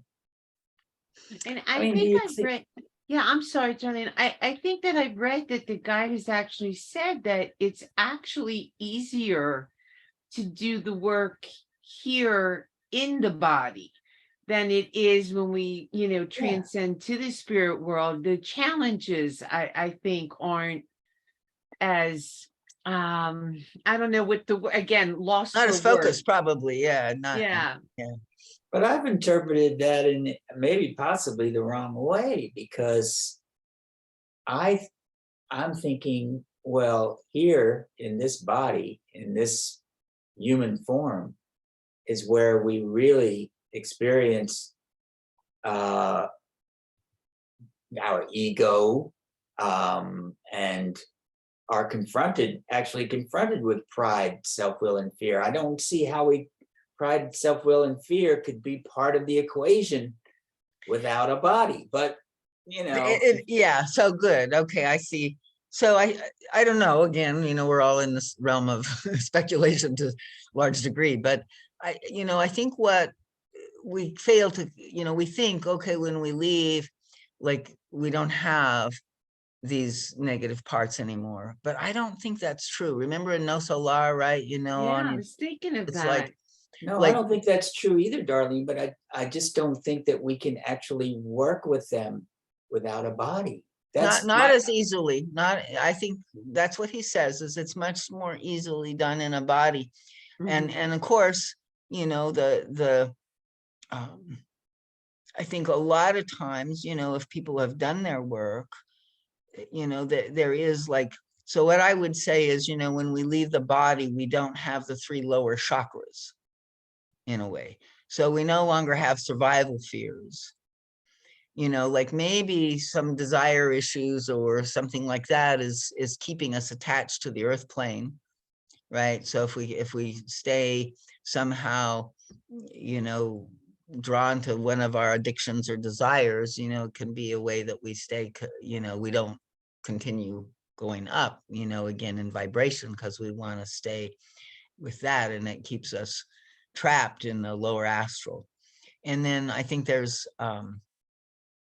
like, I lost where I was going with this. So, but anyway, I think we're, like over on the other side, we're not completed beings by any means. And Mhm. so we still have, and are still in process with these imperfect human aspects. But I think it's possible, right? For instance, like I brought in, like a lot of fear and guilt and, stuff like that.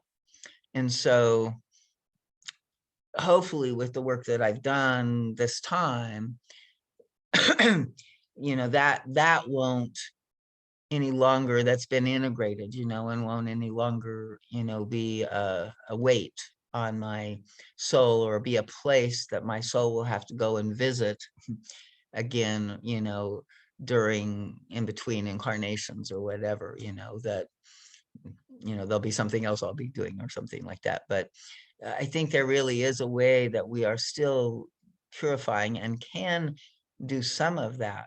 But yeah, it's like here in the physical body with our, ego and our push-pull and our child, helplessness and all of that, it sets up those circumstances. I think somehow when we pass on, aspects of consciousness don't even realize, they don't realize you're immortal, you're unified, or you could be, it's like they stay stuck in these separate spaces. Yeah, and I'm wondering if it's like just as painful or maybe even more painful. I And would that's why say, and that's why we choose to come back, because Mhm.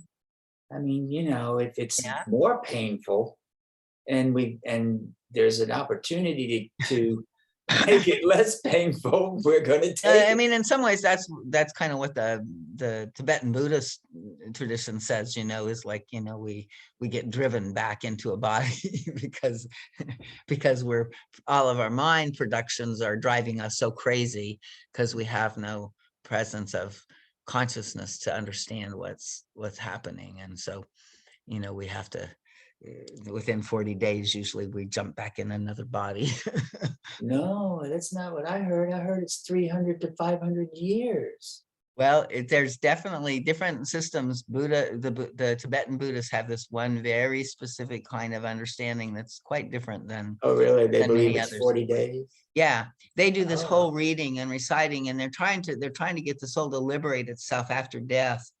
And it's going through these bardo states, right? And so it's meeting the jealous gods and the hungry ghosts and all of these manifestations in spirit without a body. And it's kind of like some of the worlds are wonderful, the bunch of virgins or whatever, but it doesn't last, right? And so the soul is eventually has to face it's demons in a sense, and that's what causes it to find another body to escape. Well, I heard it was 300 to 500 years, but that because time and space don't really exist in that realm, it probably doesn't feel that long.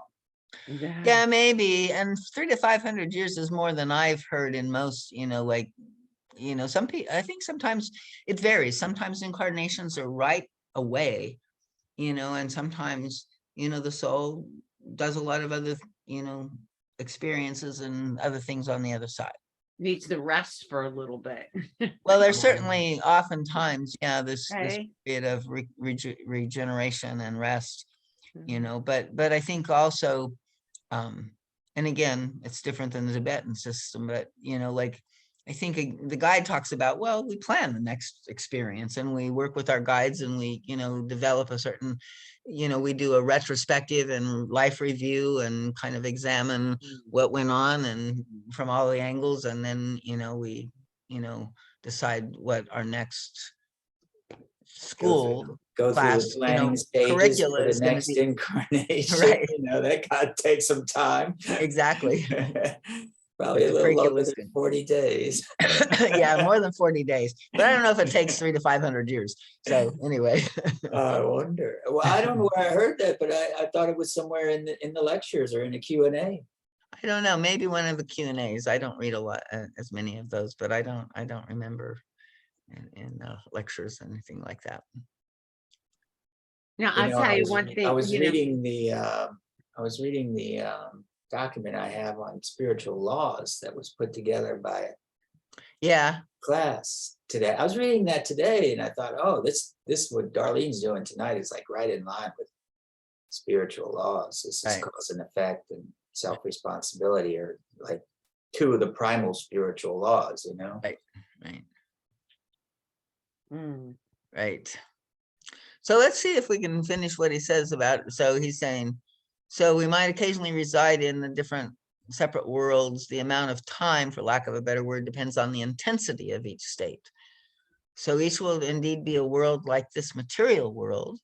So I guess there is maybe a material experience of it again, but with different conditions, dimensions, and laws, which will appear to be the only reality for as long as your mind is fixed on them, just as this sphere seems the only reality while you are exclusively focused on it. All of these worlds are worlds of consciousness and action. Since you have many different aspects, you will reside in many different worlds. But only in the highest world of your developed consciousness will you know that the other worlds are not your ultimate worlds, nor the only worlds. While your consciousness is focused on any of these other worlds, you forget your real identity. You function just as a human being does, not knowing your real divine identity as long as you identify with the less developed aspects of your being. Mm. Then indeed the sojourn in the lower worlds of those aspects seems final for as long as it lasts. This finality is an illusion, but only when you are in the greater reality of your light world do you know that. And the only final reality is beauty, love, truth, light, and bliss. All other states are temporary. Now, when Mm. your mood, did you want to say something? No, but it's well, kind of. It sounds like the fragmentation is really separate in these spirit. Yeah, the way he's describing Whereas it here now. in the body, we're fragmented, but it's all within the body, you Yeah. know? But there it sounds like parts of your consciousness are really far away from the other parts of your consciousness. That could be, yeah, could be. Mm, and to spend time in differently, you know, it's like, yeah, so interesting. Now, when your mood clouds over and you fall into despair and struggle against the mood, you do not follow the inner movement and continue to believe that you are in the only final world of darkness. I say to you, my friends, the mere fact, and this is what I want to remember when I'm over there, you know, and also in this life, you know, because it's like oftentimes, you know, it's kind of like a hypnosis or a trauma trance, you know, and you go into those dark places and it feels like, you know, it's the only reality there is, right? And Mm. so to remember, you know, these things, he says, consider the thoughts of truth without struggle and panic, without fearful ideas of finality, will make you aware that there is a movement taking place. This will make an enormous difference, for it will lead you to explore and find out what the movement into the cold means for you. Instead of struggling against the darkness, accept it as a temporary state and move with it. And this is so important. You know, and then we do, it's hard. It's like we unconsciously resist and rebel. So by fighting it, you only stop the movement. By accepting it, you follow the movement and it will carry you through. If you accept the pain and consciously connect with its meaning, it ceases to be pain. And so it is with the bleak or dark or negative mood. See it as a cloud and follow the movement that carries you with the aim of comprehending its meaning.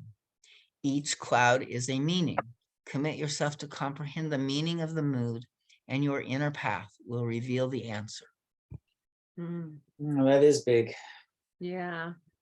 Kind of, it also kind of speaks to how so many practices of these monks has to do with overcoming physical pain, you know, detaching themselves from the body, so to speak. Yeah, and I wonder sometimes, you know, because like a lot of things does seem like it's kind of like given to us as a detachment, but it's been my experience that, again, that's a way of kind of denying or avoiding, you know, like it's kind of like going into, through, and out the other side is the pathwork way, whether it's the monk's way, I don't know. But Yeah, but they're going through the pain to come out yeah, the other side. yeah, You know, physical pain. yeah. But I think you know, any physical pain I've had, I mean, it's the hardest for sure for me, you know, but most of the time I can't go away from it. I can't go above it. I have to be in it and through it. It doesn't seem like I can really separate out of it. So maybe they learn how, I don't know. But it seems to me, like he said, you know, where you're with it and comprehending the meaning and like that, then it ceases to be pain. Yeah, I think like the minute that, you know, that you're noticing that you're in a misconception, or you're noticing that something is really disturbing, and you know, ask, what is the truth? What is the truth of this matter? You know, I find that it just, the energy just shifts, like, because now you're in the receiving of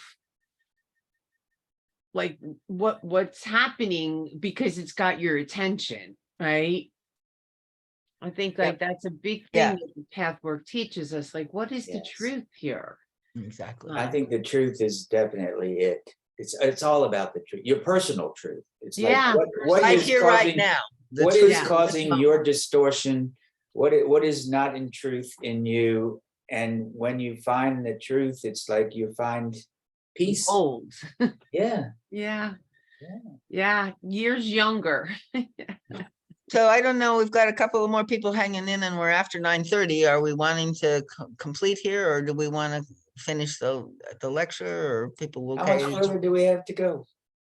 Just 2 more pages. Yeah, let's go. Okay.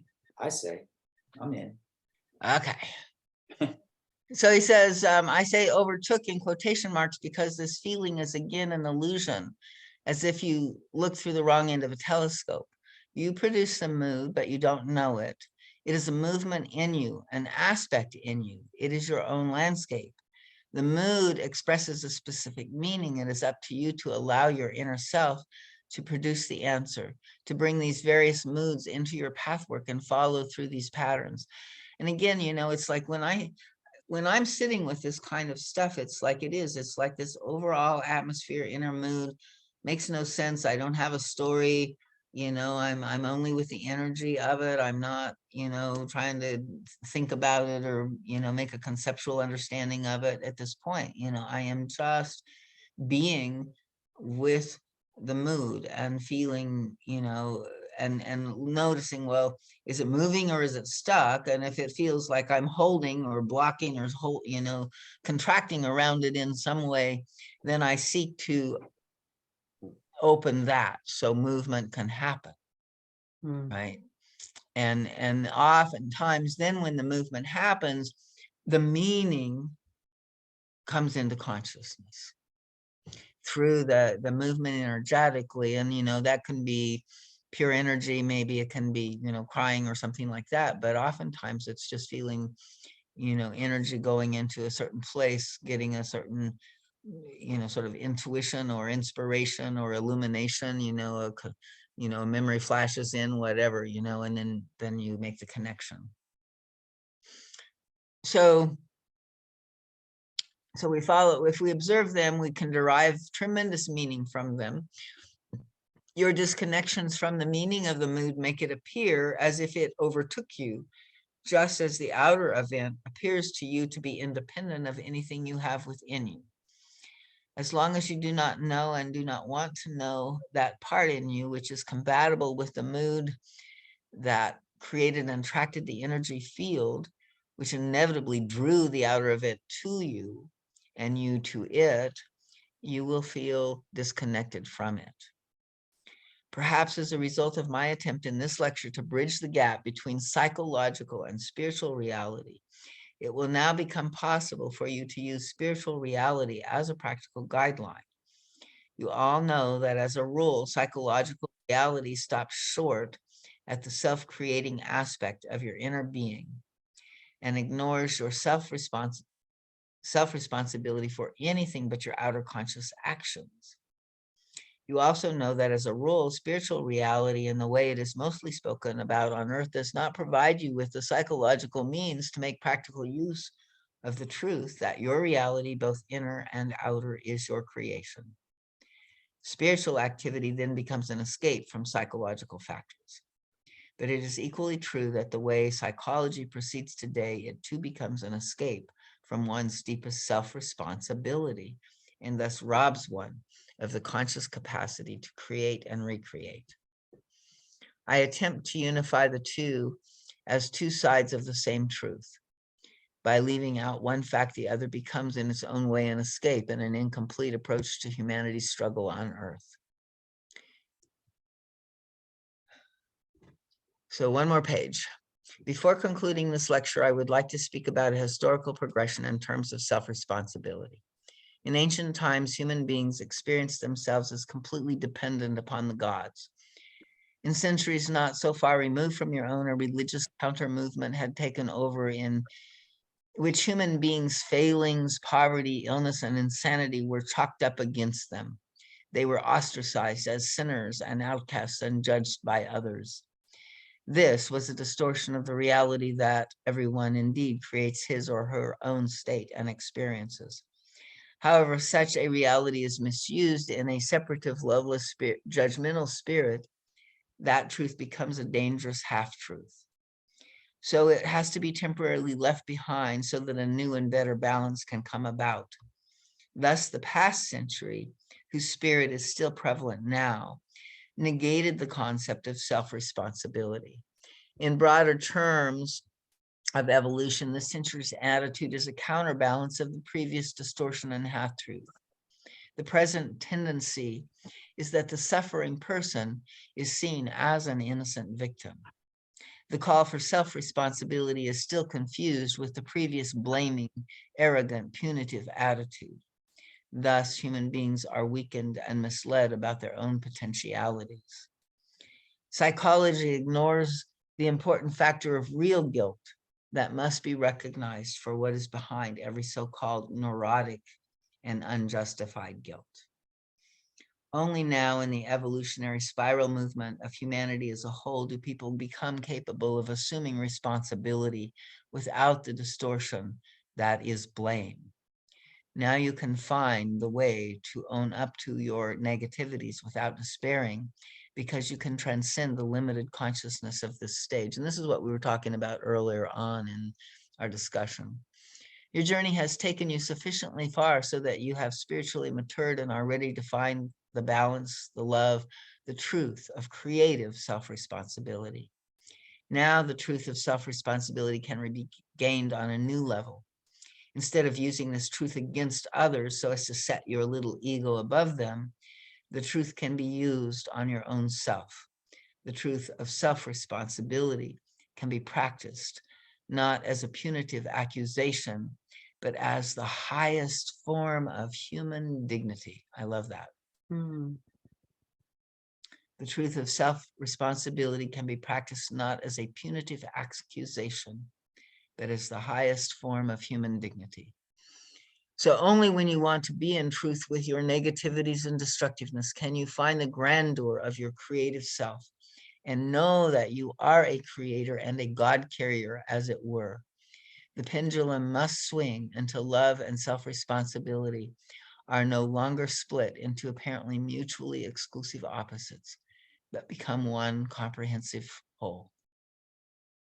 My dearest friends, I bless all of you from the world of love, truth, and vital energy. Use this energy, as you so often do, to go deeply into yourselves and become one with one another. Be in peace. Mm. Okay. So thank you, everybody, especially the ones that hung in there till the very end. Thank you, Darlene. You're a trooper, Darlene. Yeah, thank you so much. Yeah, it's a great lecture. I enjoyed these kinds of things. So, and Mhm. enjoyed the conversation and the discussion. So thank you. Okay. Okay, Thank good you. night. Good night, Frank. Good night, Night. everyone. Good night. Thank you. Good night. I'll surrender tomorrow. No need to Colonel Salt. We can have a splendid evening. Lovely. Soldiers, the Raven Union, I order you